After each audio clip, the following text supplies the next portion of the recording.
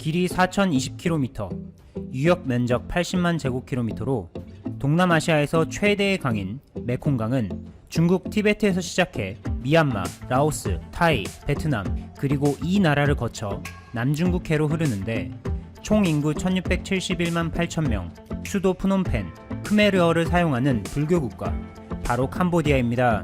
앙코르 문화의 대표 유적지 앙코르와트로 유명한 캄보디아는 국가의 정치 체제로 입헌 군주제와 의원 내각제를 채택하고 있는데 쉽게 말하면 군대의 최고 통수권자이자 군림하는 국왕이 존재하지만 헌법으로 제약을 두고 있어 국왕은 사실상 종교와 국가의 수호자라는 상징적인 의미가 큰 반면에 행정부의 수장으로 나라의 실권을 쥐고 있는 자는 총리로 독일, 영국, 스페인 등의 많은 유럽 국가와 호주, 뉴질랜드, 캐나다, 그리고 싱가포르, 인도, 일본 등이 마찬가지로 의원 내각제를 채택하고 있어 총리가 내각을 구성해 국가 정부를 운영하고 있습니다. 한국이나 미국이 채택하고 있는 대통령제와는 다른 점이 많죠. 한국과 캄보디아, 양국은 1970년에 수교했고 1975년 크메르 루즈가 집권 이후 한때 단교했다가 1997년에 다시 수교한 케이스인데 캄보디아는 한강의 기적을 메콩강의 기적으로 라는 말처럼 한국을 경제성장 모델의 표본으로 삼아 인적 자원 개발, 경제 다변화, 지속적, 포용적 발전, 민간 및 고용 등 매 5년마다 사각 전략을 수립해 지난 10여 년간 7%대의 높은 연간 GDP 성장률을 보이고 있습니다. 한국은 캄보디아에 중국에 이어 두 번째로 많이 투자한 나라로 지난해 3월에는 문재인 대통령이 캄보디아를 국빈 방문해 정상회담을 가졌죠. 뿐만 아니라 문재인 대통령은 김정숙 여사와 함께 프놈펜의 호텔에서 열린 캄보디아 동포 간담회에 참석해 100여 명의 동포를 만났습니다. 이 행사에는 캄보디아 역사상 최초로 금메달 리스트를 배출한 최용석 태권도 국가대표팀 감독을 비롯해 캄보디아 출신의 유명 당구 선수인 스롱 피아비 선수가 한국인 남편과 함께 참석해 큰 화제가 됐습니다. 참고로 피아비 선수는 1990년생 캄보디아 출신으로 지난해 6월 KBS 다큐 미니시리즈 인간극장 프로그램에서 피아비의 꿈이라는 제목으로 방송이 나가면서 사람들에게 점차 알려지기 시작했습니다.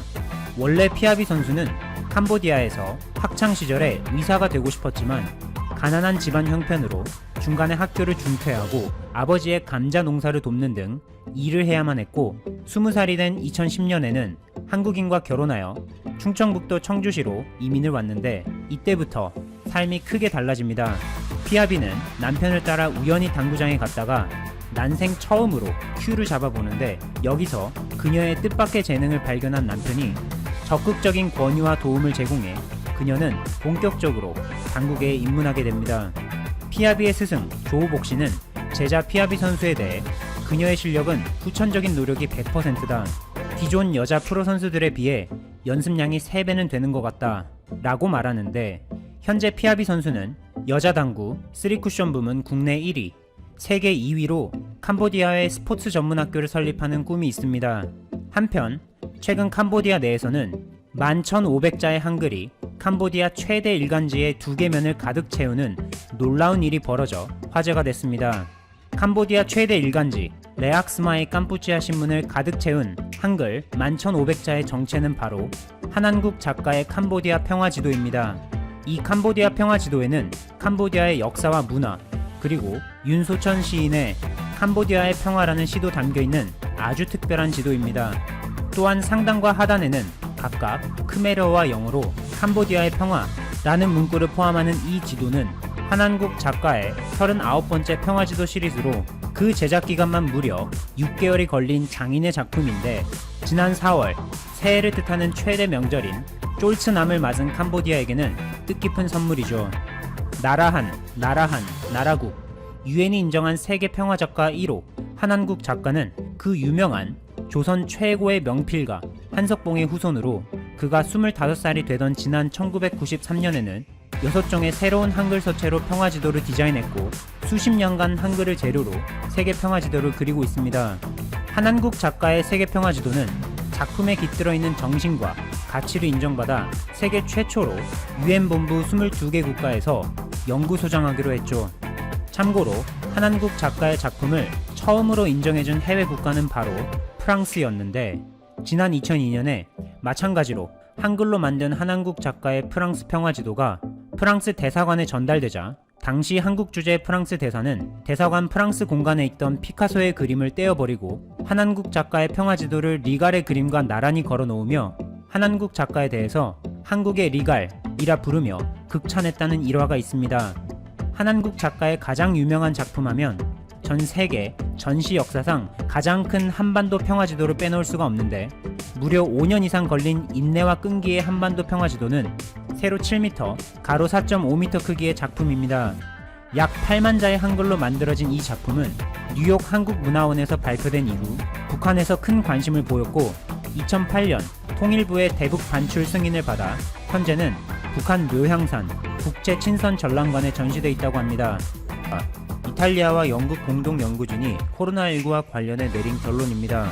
지난달 30일 로이터 통신의 보도에 의하면 이탈리아의 명문대이자 세계에서 7번째로 오래된 파두아 대학과 인류 최초의 항생제 페니실린을 만들어낸 알렉산더 플레밍경을 비롯해 과학 분야에서 수많은 노벨상 수상자를 배출한 영국의 임페리얼 칼리지 런던은 지난 2월 이탈리아 북부 베네토주에 위치한 보우라고 불리는 마을에서 코로나19 실태를 공동으로 연구한 바 있습니다. 이 마을은 이탈리아 내에서 코로나19 감염으로 인한 첫 사망자가 발생해 최초로 주민의 이동 금지 등 봉쇄령이 내려진 곳이기도 합니다. 공동연구진은 이 마을 주민 3,200여 명을 대상으로 코로나19 진단검사를 봉쇄령 시행 초기와 14일 이후 이렇게 두 차례 진행했죠. 먼저 봉쇄령 초기에는 이들 중 무려 73명이 확진 판정을 받았고 2주 후에는 확진자 수가 27명으로 뚝 떨어졌는데 이 결과를 통해 코로나19의 확산을 막는데 봉쇄령이 유효했다는 것을 알 수가 있죠. 하지만 여기서 공동연구진은 한 가지 큰 우려를 발견하게 됩니다. 코로나19 검사를 실시했던 두 차례 모두에서 무증상 감염자가 무려 40% 이상으로 나왔고 이를 두고 크리산티 파두아대 교수는 코로나19 바이러스가 조용하고 광범위하게 퍼지는 특성이 있지만 증상이 있든 없든 모든 시민을 대상으로 검사를 한다면 충분히 통제가 가능하다 라고 언급하며 한국이 이미 전 세계에 보여준 것처럼 전방위적인 바이러스 검사 시행과 이를 기반으로 한 자가격리와 지역사회 봉쇄 등 적극적인 대응만이 코로나19 사태를 통제할 수 있다고 강조했습니다. 실제로 코로나19 확진자가 24만 명이 넘게 발생한 이탈리아에서는 바이러스 확산 초기에 중앙정부가 고열이나 폐렴 등의 명확한 증상이 나타나는 환자에 대해서만 진단검사를 시행했기 때문에 무증상자들로 인한 조용한 감염 확산에 속수무책으로 당한 것이죠. 크리산티 파두아대 교수가 이끄는 공동연구진의 이번 연구 논문은 가장 오래된 권위 있는 영국의 과학학술지 네이처에 실렸습니다. 이처럼 이탈리아와 영국 등 많은 유럽 국가에서 코로나19 사태의 대응에 대해 한국을 모범으로 삼고 있는 가운데 유럽연합에서는 지난 1일부터 감염 확산과 관련해 안전하다고 판단한 나라 14개국을 발표하면서 이들 국가에 한해 유럽연합 입국을 허용한다 밝혔습니다. 유럽연합이 발표한 안전한 국가 명단은 아시아에는 한국을 필두로 일본과 태국이 있고 오세아니아에는 호주와 뉴질랜드를 포함합니다. 또한 아프리카에는 알제리, 르완다, 모로코, 튀니지, 아메리카 대륙은 북쪽의 캐나다와 남쪽의 우루과이, 그리고 유럽에는 몬테네그로, 조지아, 세르비아 등 총 14개국입니다. 이 명단에 일본이 포함된 것이 다소 놀라운데 독일과 스페인의 경우 감염률이 낮고 의료체계가 잘 잡혀 있어 믿을 수 있는 데이터를 가진 나라를 위주로 추려내자고 고집한 반면 그리스나 포르투갈과 같이 코로나19 사태로 인한 피해가 상대적으로 적었던 EU 국가들의 경우 경제 회복을 위해 최대한 많은 나라를 명단에 올리고 싶어 했습니다.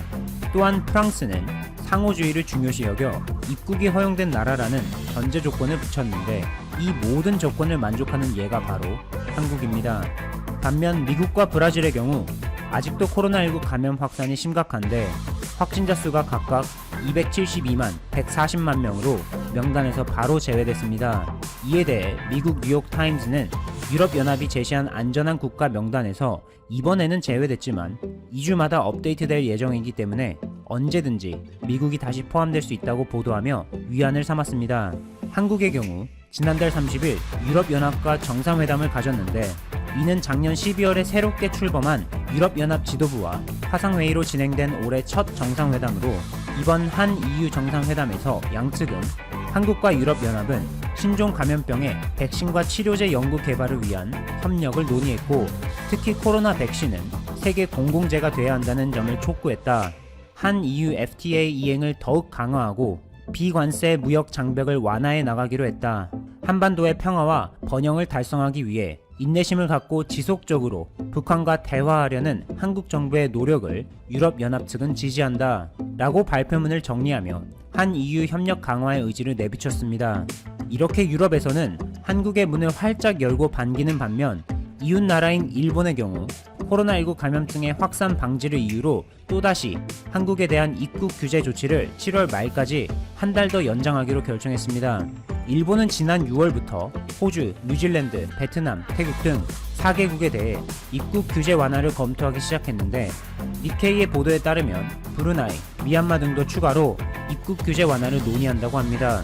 또한 일본 아사히 신문의 경우 대만을 우선적으로 완화 검토 대상에 추가하고, 중국과 한국에 대해서는 추후에 신중한 검토를 바탕으로 논의할 필요가 있다고 보도해 유럽과는 정반대의 행보를 보였습니다. 하지만 이러한 아베 정부의 방침에 일부 일본 국민들은 큰 불만을 드러내기 시작했는데, 그 대표적인 예가 바로 쓰시마 주민들입니다. 우리에게는 대마도로 잘 알려진 한국에서 가장 가까운 일본의 땅 쓰시마는 관광으로 생계를 의존하는 사람들이 대부분인데, 관광객의 약 80%가 한국인이기 때문에 일본 정부가 강행한 수출 규제 이후 한국인 관광객이 전보다 무려 90%가 줄어들어 힘겨워하고 있었죠. 설상가상으로 코로나19 사태까지 악재가 겹쳐 4월부터는 관광객이 단 한 명도 없어 아름다웠던 섬의 모습을 잃고 있다는 소식입니다. 쓰시마에서 일본 라멘 가게를 운영하는 하시모토 씨는 인터뷰에서 한국인들이 많이 왔을 때는 최대 40명까지도 줄을 서서 기다렸다. 하지만 지금은 아무도 찾아오지 않아 빚을 지면서 가게만 지키고 있다 고 언급하며 허탈함과 경제적 어려움을 감추지 못했습니다.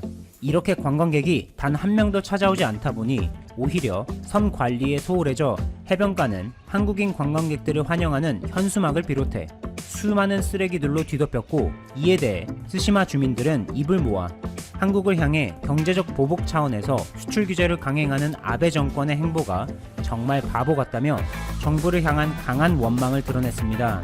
그럼에도 불구하고 일본 정부는 경제적 어려움을 호소하는 주민들의 목소리에 귀를 기울이지 않고 끊임없이 갈등의 원인을 제공하는데, 지난달 30일 현지 공영방송 NHK의 보도에 의하면 아베 정부는 하시마도 모자라 사도 광산을 세계유산 후보로 유네스코에 추천할 계획이라고 밝혀 한일 간 갈등을 악화시키고 있습니다. 참고로 일본 니가타현에 위치한 사도 광산은 군함도와 같이 조선인이 강제로 노역에 동원된 것으로 그 수가 최소 1,400명에 달합니다. 지금까지 살펴본 것처럼 일본 정부는 한일 갈등의 원인을 지속적으로 만들어내면서 동시에 WTO 제소와 같은 한국의 반격에 대해서는 일방적인 부당한 조치라며 억지를 부리는 반면, 일본 국민들은 현재 아베 정권을 비판하면서 한국 드라마를 비롯한 한류에 열광하는 등 정부와 국민, 겉과 속이 너무나도 다른 일본의 현 실정입니다. 일본 외에도 세계 여러 나라에서 K-팝과 K-드라마에 심취해 열광하고 있는데, 특히 한자어로 인도니서와 혹은 인니라고도 불리는 인도네시아에서는 불륜을 다룬 화제의 한국 드라마 부부의 세계에 대한 관심이 유난히 많아 세간의 이목을 끌었습니다. 지난 3월 27일부터 5월 16일까지 총 16부작으로 방영된 JTBC의 드라마 부부의 세계는 김희애, 박해준, 한소희가 주연으로 나와 불륜이라는 다소 뻔할 수 있는 스토리에 배우들의 섬세한 연기로 활력을 불어넣어 최고 시청률 28.4%라는 놀라운 기록을 세우면서 이 작품의 원작에 해당하는 영국 BBC1의 닥터 포스터를 뛰어넘었다는 외신들의 극찬을 받기도 했습니다. 극 중에서 불륜 여인 여다경 역을 맡아 연기한 배우 한소희의 경우 다시 만난 세계, 돈꽃 등의 작품에 출연한 바 있는데, 이번에 부부의 세계 드라마 이후 가장 뜨거운 관심을 받고 있습니다. 홍콩 사우스차이나 모닝포스트의 보도에 따르면 상대적으로 보수적인 무슬림 국가 인도네시아에서 한국 드라마 부부의 세계가 큰 인기를 얻고 있는데, 특히 극중 캐릭터 여다경이 불륜을 저지르며 비난의 중심에 섰고, 동시에 여다경 역을 맡은 배우 한소희의 SNS, 인스타그램에 8만 6천여 개의 악플이 쏟아져 큰 화제가 됐습니다. 물론 악플도 관심의 일종이지만 유독 인도네시아 팬들이 부부의 세계 드라마에 과하게 몰입했는데, 이는 미혼 남녀가 애정 행각을 벌이는 것조차 좋지 않은 시선으로 바라볼 만큼 보수적이라는 인도네시아의 문화적 성향을 고려한다면 충분히 이해가 될 법한 현상입니다. 그래도 코로나19로 인해 사회적 거리두기 차원에서 집에 있는 시간이 많아진 인니 사람들에게 무료함을 달랠 수 있는 큰 선물이 된 셈이죠. 한편 인도네시아에서는 최근 한국 드라마뿐만 아니라 한국 기업에도 큰 관심을 보이고 있는데, 조코 위도도 인도네시아 대통령은 중국에서 이전하는 해외 기업을 유치하기 위한 대책으로 총 4,000헥타르 규모의 산업 용지를 시찰하는 과정에서 직접적으로 한국 기업 LG를 거론하며, 한국의 LG가 당장이라도 들어오고 싶다면 바로 조치를 취하겠다. 투자조정청장, 주지사, 군수 등 모든 방면에서 필요한 것을 다 지원할 계획이다 라고 언급해 한국 기업 유치를 위한 만반의 준비를 하고 있습니다.